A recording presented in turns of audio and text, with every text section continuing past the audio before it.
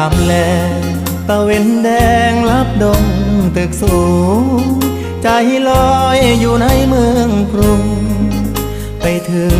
ทิวทุ่งท้องนาคือทอดแม่พ่อ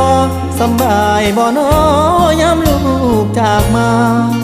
ฝาเฮือนแอมตองมุงยาหลับตายังจำฝังใจ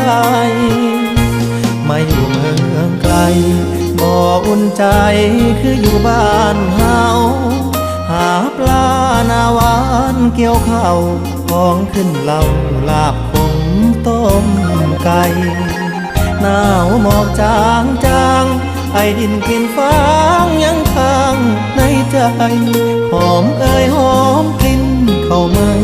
น้ำตาสิไหลย้ำคือทอดบ้าน